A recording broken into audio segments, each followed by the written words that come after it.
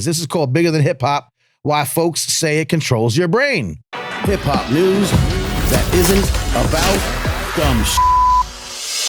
What an interesting topic. This is happening at South by Southwest EDU, which is their yearly education part of the South by Southwest conference. If you're going to South by South, if you're an educator, or even if you're going for like the music part of it, maybe you can come in a little early. I don't know how the scheduling works, but you might want to talk to these guys. These folks are teaching artists.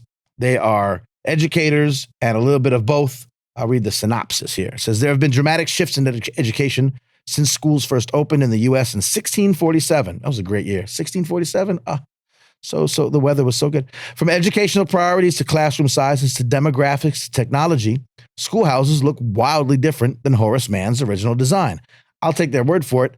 I don't know what Horace Mann's original design was, but I'm sure it didn't look like a school today. It probably had less rooms. I feel confident there.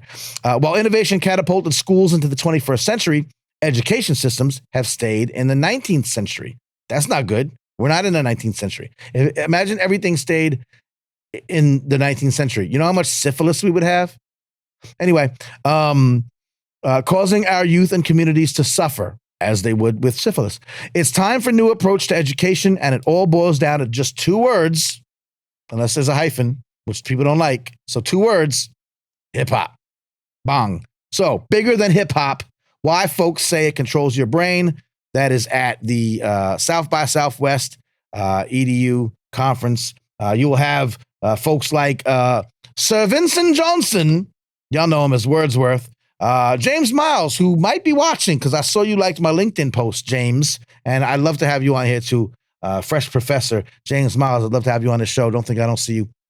I definitely see you. My man, Jason Rawls, Dr. Jason Rawls, J. Rawls, who was a guest on this show just a couple episodes ago, and John Robinson, the mighty JR, who was a guest at Panera when him and I had lunch together here in the area. But I've not had on the show. Long overdue. We're going to get him on too. So once again, Bigger Than Hip Hop, Why Folks Say It Controls Your Brain. It probably does. And as much as they like to say it controls your brain in a bad way, I guess it can control your brain in a good way too. Interesting. If only I had a psychologist that knew hip hop that could come on the show tonight at 10 o'clock in about 40 minutes, unless she comes on early, like I told her she could at 9:30, then she'll be here in 10 minutes. Dr. Adia Winfrey will be on and let's talk about this with a psychologist or psychiatrist, probably a psychologist. Yeah. You know, the difference, means something, but to us, most of us, we don't care. But it means something. I'm not saying we don't care. We should care. Anyway, that's it. So do check them out. Again, more things to get into if you're looking for hip hop on a higher level, which you can't use because that was Double XL Magazine's tagline. Hip hop culture elevated.